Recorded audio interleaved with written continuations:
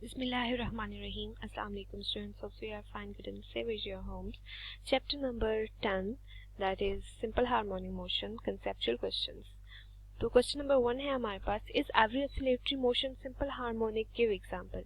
क्या हमारे पास हर एक ऑसिलेटरी मोशन जो होती है वो सिंपल हार्मोनिक होती है? हमें इसकी एग्जांपल देनी है। तो आपने वीडियो अगर देखी हो तो उसमें इस बात को क्लियरली डिफाइन किया हुआ था कि सबसे पहले हमने सिंपल हार्मोनिक मोशन को डिफाइन किया था, देन उसकी फर्दर टाइप्स में एक थी ऑसिलेटरी मोशन, जिसमें आप सिंपल पेंडुलम ले लेते थे, टू एंड फ्रो मोशन हो रहा था, और दूसरा हम लेते थे स्विंग ले लेते थे, झूला लेते थे। अब उसमें जब नॉन ऑसिलेटरी मोशन को हम देते थे तो उसमें हमारे पास वॉच की एग्जांपल थी। इसी तरह हमारे पास एग्जांपल थी कि हमारे पास मून का रिवॉल्व करना around the earth, which was non oscillatory motion. अब वो कहता था कि हमारे पास every oscillatory motion is a simple harmonic motion, but every simple harmonic motion is not oscillatory motion. ठीक है, तो अब हम यहाँ से पढ़ते हैं क्या लिखा हुआ है। It is not necessary for the oscillatory motion to be simple harmonic motion since all the restoring force are not proportional to the displacement. हमारे पास क्या होता है बच्चों, रिस्टोरिंग फोर्स डिस्प्लेसमेंट की इक्वल होती है, ऐसे ही होता है ना, इन नेगेटिव डायरेक्शन, जिसके लिए हम माइनस साइन इंट्रोड्यूस करते होते हैं। While for the simple harmonic motion the following two condition must be satisfied. कौन सी कंडीशन है? फर्स्ट कंडीशन है the acceleration of the vibrating body is directly proportional to the displacement and is directed towards the mean position. क्या होता है कि हमारे पास acceleration क्या होती है, डिस्प्लेसमेंट के डायरेक्टली प्रोपोर्शन होती है, लेकिन टुवर्ड्स द मीन पोजीशन। ठीक, टुवर्ड्स द मीन पोजीशन के लिए हम माइनस साइन लगाते हैं। The restoring force is proportional to displacement and is directed towards the mean position. इसी तरह हम रिस्टोरिंग फोर्स का भी यही कहते हैं कि वो क्या है, डिस्प्लेसमेंट के प्रोपोर्शनल है और उसकी डायरेक्शन भी क्या है, मीन पोजीशन की तरफ है। अब एग्जांपल्स हम देख लेते हैं। तो एग्जांपल में है motion of a simple pendulum, mass spring system are both oscillatory and simple harmonic motion. ठीक, whereas the earth revolving around the sun, bouncing ball is the example of, यहाँ पे नॉन ऑसिलेटरी होगा, non oscillatory motion but not a simple harmonic motion. ये हमारे पास simple harmonic है, लेकिन उसकी further type में जब हम बात करते हैं तो it is non oscillatory motion. ठीक है बच्चों, अब हम जाते हैं क्वेश्चन नंबर 2 पे। इसमें वो हमसे पूछते हैं for a particle with a simple harmonic motion. एक पार्टिकल है जो कि सिंपल हार्मोनिक मोशन कर रहा है, तो हमने बताना है कि हमारे पास उस मोशन में वेलोसिटी कब मैक्सिमम होगी, ठीक है, और कब हमारे पास वो मिनिमम होगी। तो बच्चों हमने पढ़ा हुआ है law of the conservation of energy, पता है ना conservation of energy. Conservation of energy का ये मतलब है कि हमारे पास टोटल अमाउंट ऑफ एनर्जी जो होती है वो कंजर्व रहती है। अब हमारे पास चेंजिंग क्या होती है, काइनेटिक एनर्जी पोटेंशियल में चेंज होगी, पोटेंशियल एनर्जी काइनेटिक में चेंज होगी, but total amount of energy her Surat same रहती है। ठीक है, तो अब हमने ये बताना है कि हमारे पास उसकी वेलोसिटी जब वो मूव कर रहा होगा तो हमारे पास कब कब कौन सी उसके पास एनर्जी होगी। तो कहता है for a particle executing simple harmonic motion its total energy at any instant of time is constant. Energy constant आ गई, कैसे कांस्टेंट आ गई, law of conservation of energy हमें बताता है कि एनर्जी कांस्टेंट रहेगी। That is the sum of the kinetic and potential energy remains the same at every point. क्या होगा, काइनेटिक एनर्जी हमारे पास वो एनर्जी जब बॉडी हमारे पास मोशन में है, और पोटेंशियल एनर्जी वो एनर्जी जब बॉडी रेस्ट पे है। तो कहता है कि हमारे पास इन दोनों का सम जो है वो हमेशा इक्वल टू द, हमारे पास इक्वल आएगा, कांस्टेंट होगा। When the particle is at mean position, जब पार्टिकल मेन पोजीशन में होगा, kinetic energy is maximum, so its position, so at that position velocity of the particle will be minimum. कि हमारे पास काइनेटिक एनर्जी मैक्सिमम होगा तो velocity maximum होगी। Kinetic energy कौन सी एनर्जी है, जो मूविंग ऑब्जेक्ट के पास होती है ना, तो जब बॉडी मूव कर रही होगी तभी उसके पास वेलोसिटी होगी। तो ऐसा कब होगा, मीन पोजीशन पे। और जब हम बात करते हैं एक्सट्रीम पोजीशन की, तो एक्सट्रीम पोजीशन पे पहुंचने के बाद बॉडी किस पे आ जाती है, for the few seconds rest पे आ जाती है। तो जब वो रेस्ट पे आ जाती है तो वहाँ से रीस्टोरिंग फोर्स उसे बैकवर्ड मूव कराता है। तो तब हमारे पास काइनेटिक एनर्जी क्या हो जाती है बच्चों, ज़ीरो हो जाती है। जब काइनेटिक एनर्जी ज़ीरो होगी तो हमारे पास वहाँ पे वेलोसिटी भी मिनिमम हो जाती है, ज़ीरो हो जाती है, ठीक है। और in between the mean and extreme हमारे पास पार्शली काइनेटिक होती है और पार्शली पोटेंशियल होती है। क्वेश्चन नंबर 3 में वो हमसे पूछता है कि क्या हमारे पास मास अटैच्ड टू द स्प्रिंग, जो सिंपल हार्मोनिक मोशन की एग्जांपल है, उसमें रीस्टोरिंग फोर्स ज़ीरो हो सकती है? अगर हो सकती है तो कब होगी? तो कहते हैं हाँ, इसमें हमारे पास रीस्टोरिंग फोर्स ज़ीरो हो सकती है। कैसे? फिर वो बताता है कि हमारे पास हुक्स लॉ क्या कहता है, F = -kx, ठीक। अब वो कहता है हमारे पास x किसे रिप्रेजेंट कर रहा है, डिस्प्लेसमेंट को रिप्रेजेंट कर रहा है ना, फ्रॉम द मीन पोजीशन। तो अब हम क्या करते हैं कि हम कहते हैं कि हमारे पास डिस्प्लेसमेंट ज़ीरो है, ठीक, x = 0। तो जब हम इस ज़ीरो को पुट करते हैं तो एनीथिंग मल्टीप्लाई बाय 0 गेट्स 0, तो F = 0 हो जाएगा।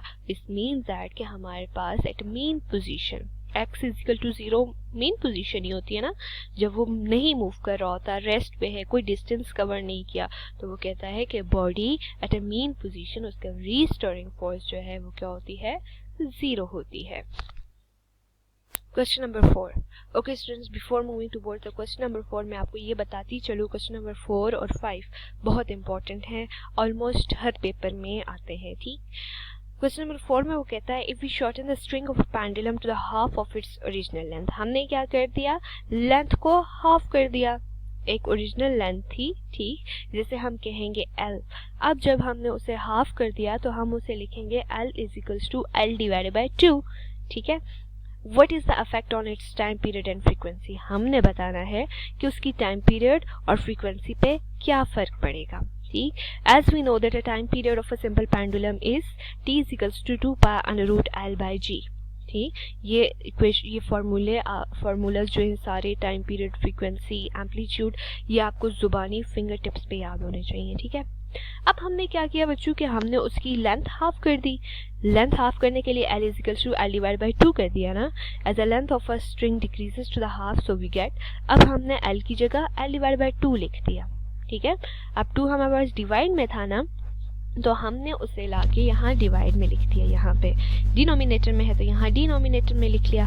अब क्या किया है हमने बच्चों कि हमने L/g को अंदर ही वैसे ही छोड़ दिया और 1/√2 को बाहर ले आए। अब इसे बाहर क्यों लाया है, क्योंकि हम ये जो वैल्यू है इसे ये देखिए यहाँ बाहर लेके आएंगे और यहाँ पे ये वाली वैल्यू सेम हो जाएगी एज द t की इक्वेशन नंबर 1 में t की वैल्यू देखें और यहाँ पे 2 pi L/g वही वैल्यू आ गई ना। तो यहाँ पे हमने नाम दिया था, जब हमने लेंथ चेंज की थी तो इसे t प्राइम का नाम दिया था ना, तो हम कहते हैं t prime = half the t, कि हमारे पास हमने लेंथ को हाफ किया तो हमारे पास जो टाइम पीरियड है वो चेंज हो गया। This equation shows that the time period will be decrease by the factor, time period कितना हो रहा है, डिक्रीज हो रहा है by the factor 1/√2 when the length of the string becomes half. अब हमारे पास फ्रीक्वेंसी पे क्या फर्क पड़ता है, फ्रीक्वेंसी का क्या फार्मूला है, F = 1/2 pi L/g/L, ठीक है। जी हमारे पास gravity, L is the length. अब हमने यहाँ पे दोबारा से क्या करना है, L/2 करना है, ठीक। अब हमारे पास लेंथ जो होती है वो हाफ होगी। अब हम वैल्यू डालेंगे तो हमारे पास L/2, अब थर्ड प्लेस जो होता है रूल वो अप्लाई होगा, तो थर्ड प्लेस से फर्स्ट प्लेस पे चली जाएगी। डिवाइड में जो चीज़ होती है वो फिर फर्स्ट प्लेस पे चली जाती है ना, थर्ड प्लेस वाली फर्स्ट प्लेस पे चली जाएगी, मीन्स वो g के साथ आ जाएगी। तो हमारे पास ये हो जाएगा 1/2 pi 2g/L, ठीक है। अब हमारे पास क्या है कि यहाँ पे भी हम इस 2 को बाहर ले आएंगे, अंदर वही वैल्यू रह जाएगी जो हमारे पास यहाँ पे f की वैल्यू थी, तो हमारे पास f प्राइम = √2f। इससे क्या बताता है कि question shows that the frequency will be increase by the factor of, frequency क्या हो रही है, इंक्रीज हो रही है डिनोमिनेटर में जब कोई चीज़ आती है ना बच्चों, तो उसका क्या मतलब होता है, वो डिक्रीज हो रही है, वैल्यू आ रही है। तो यहाँ पे हमारे पास नोमिनेटर में आ रही है, मीन्स दैट कि हमारे पास वैल्यू इंक्रीज हो रही है, हमारे पास फ्रीक्वेंसी इंक्रीज हो रही है जब हम स्ट्रिंग की लेंथ को हाफ करते हैं। Clear? Now question number 5। Question number 5 में वो क्या कहता है, again it's so important question. A thin rope hangs from the dark tower so that its upper end is not visible. How can the length of a rope be determined? कि हमारे पास एक dark tower है, ठीक है, उसका अपर and हमें नहीं पता, कितनी लंबी स्ट्रिंग है, कितनी लंबी धागा है, हमें नहीं पता। हमने बताना है अब लेंथ उस रोप की जो ऊपर से आ रही है। तो हम कैसे बताएंगे? तो हम क्या करेंगे, उसे एक सिंपल पेंडुलम बनाएंगे, ठीक है। सिंपल पेंडुलम बना के उसे स्विंग करेंगे और फिर हम उसके टाइम पीरियड से उसकी लेंथ निकालेंगे। कैसे बच्चों? To determine the length of a rope we attach a stone at its lower end of the rope. के हमने क्या कर दिया, स्टोन लगा दिया, so that arrange become like a simple pendulum. Arrangement क्या होगी, एक सिंपल पेंडुलम की जैसी होगी।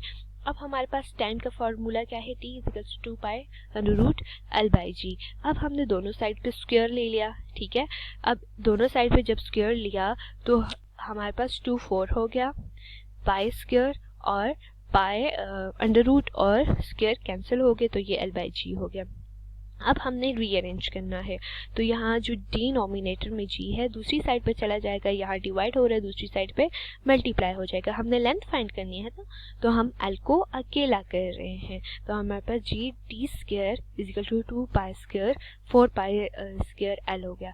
अब हमारे पास l के साथ 4 पाई स्क्वायर मल्टीप्लाई हो रहा है, दूसरी साइड पे जाके डिवाइड हो जाएगा और l की वैल्यू आ जाएगी, l की वैल्यू क्या है, G T square 4 pi square, ठीक है। Now we can set a simple pendulum into the vibrations। कि हम क्या करेंगे कि हम वाइब्रेशन करेंगे and note a time period, और टाइम पीरियड को नोट करेंगे which gives the time period input the value of g की वैल्यू हमें पता है, फिर हम टी की वैल्यू भी हमारे पास आ जाएगी और पाई की वैल्यू भी हमें पता है, तो फिर हमें रोप की वैल्यू पता चल जाएगी। बाकी सारी वैल्यूज हमें पता है। टी की वैल्यू के लिए हम उसे स्विंग करेंगे, टी की वैल्यू भी आ जाएगी, so will get the value of L, के हम लेंथ की वैल्यू ले लेंगे, हमारे पास आ जाएगी। क्वेश्चन नंबर 6 है, कहता है आप एक झूले पे बैठे हो और झूले पे बैठने के बजाय आप उस पर खड़े हो गए हो। अब आपने ये बताना है कि फ्रीक्वेंसी इंक्रीज होगी या डिक्रीज होगी, उस पर फर्क पड़ेगा। तो कहता है कंसिडर अ सिंपल पेंडुलम। अब फ्रीक्वेंसी का फॉर्मूला क्या है, 1 divide by 2 pi g by l, ठीक है। अब हमारे पास length of a pendulum L is the length of pendulum which is equal to the distance from the point of suspension to the center of the mass of the person on swing। कि हमारे पास centre of मास जो होता है उसकी length कहाँ तक होती है, पॉइंट ऑफ सस्पेंशन से लेके हमारे सेंटर ऑफ मास तक होती है। जब हम बैठे होते हैं तब तो हमारे पास वो लेंथ जो होती है कम होती है, लेकिन जब हम खड़े हो जाते हैं तो वो अर्थ से दूर हो जाती है ना, तो हमारे पास तब लेंथ ज्यादा हो जाएगी। अब पढ़ते हैं, earlier when the person is sitting on a swing the centre of mass is far from the point of suspension. कि हमारे पास क्या होता है, जब बंदा बैठा होता है तो सेंटर ऑफ मास क्या होता है, वो फार होता है। As a person stand up on the swing between the centre of mass and the person the point of suspension decreases. कि हमारे पास जहाँ से स्विंग का सस्पेंशन पॉइंट है और हमारा सेंटर ऑफ मास जो है उसका लेंथ जो होती है कम हो जाती है, वो पास आ जाते हैं ना। हम खड़े हो गए तो हमारा जो सेंटर ऑफ मास है वो, और जहाँ से झूला लटक रहा है उस पॉइंट से, पॉइंट ऑफ सस्पेंशन जो है उसका जो लेंथ होगी वो कम हो जाएगी। So it is clear from the equation where the frequency of oscillation is inversely proportional to the square root of the length of the pendulum, so the frequency of oscillation increases। कि हमारे पास क्या हो जाएगी, increases as the length decreases when the person stand up instead of sitting। कि हमारे पास frequency increase हो जाएगी जैसे ही हमारे पास लेंथ डिक्रीज होगा। मतलब जब बंदा खड़ा होता है तो झूला ज्यादा तेजी से घूमता है एज कम्पेयर टू द जब बंदा बैठा होता है। क्लियर?